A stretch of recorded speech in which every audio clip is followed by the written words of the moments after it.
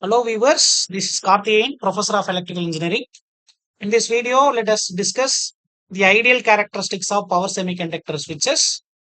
To start with, let us consider the ideal switch, which is having three terminals A and B and C. A and B are the power terminals, whereas C is the control terminal, in which control terminal is assumed to have infinite amount of impedance, so that the power consumption at the control terminal is always zero. When the switch is in off condition, it can block both forward voltage as well as reverse voltage, so that the operating range will be existing in negative x-axis as well as positive x-axis also.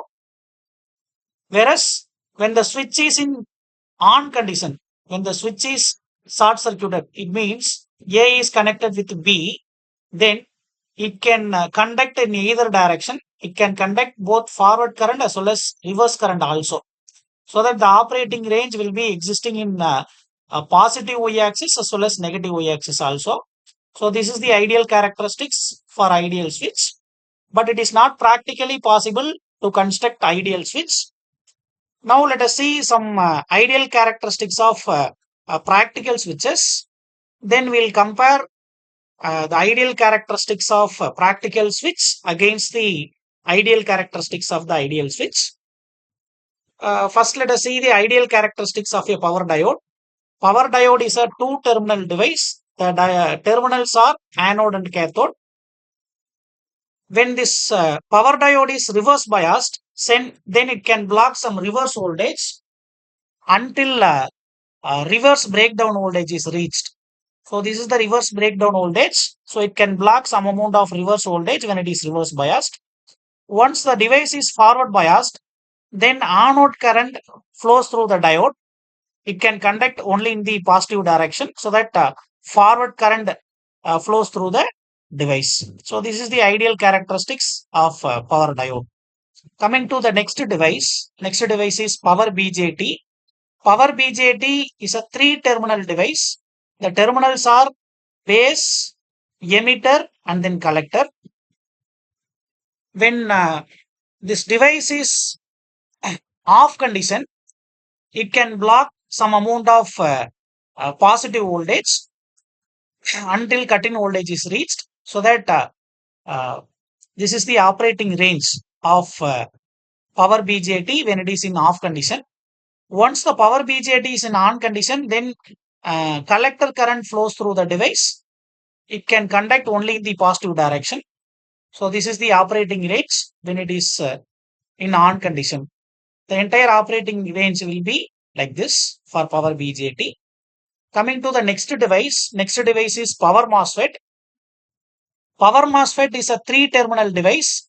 It has gate, drain, and then source, in which P substrate is internally short circuited with S, that is source. If you look at the construction of power MOSFET, you will be able to understand. Source is purposefully internally short circuited with your source terminal, so that you will have one body diode. That body diode is connected across the switch in anti-parallel manner like this.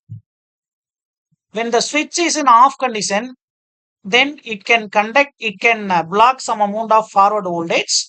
So it is represented in x-axis, VDS. It can block some amount of forward voltage. Whereas when the switch is in on condition, then drain current will be flowing through the device. The drain current is taken in positive y-axis. So this will be the drain current. Whereas when the switch is in off condition, or the negative polarity is applied across drain and source, then your diode will come into action.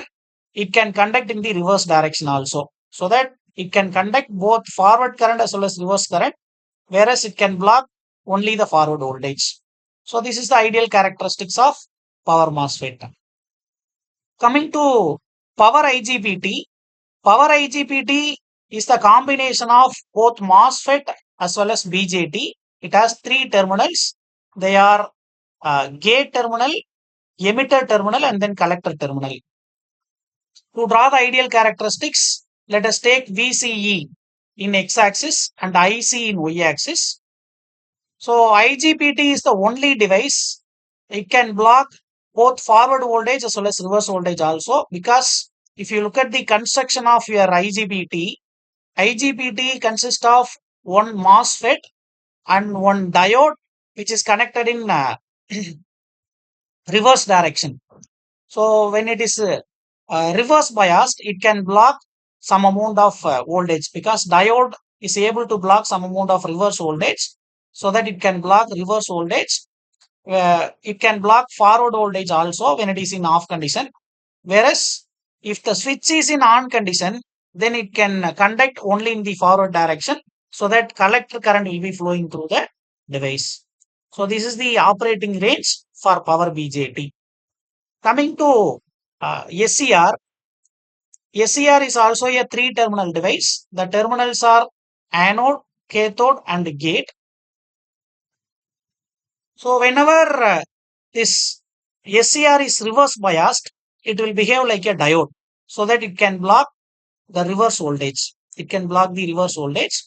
Whenever it is forward biased, until the latching current is reached, it can block some amount of forward voltage, so that it can block both forward voltage as well as negative voltage also. Once latching current is reached, thereafter a huge amount of current will be flowing through the anode to cathode, so that it can conduct in the positive direction. So these are the ideal characteristics of power semiconductor switches. Now, based on these ideal characteristics of power semiconductor switches, you can choose the power semiconductor switches for a particular application. For example, if you want to block only the reverse voltage, and if you want to have the current flowing through only in the forward direction, then you can adopt power diode. In the same way, if you want to have blocking the forward voltage and it can conduct only in the forward direction, then you can go for BJT. Sometimes you can combine any two devices which are connected in anti-parallel, so that the combination of ideal characteristics is also possible. So I hope this video is very much helpful to select the power semiconductor devices for a particular application with respect to its ideal characteristics. Thank you for watching.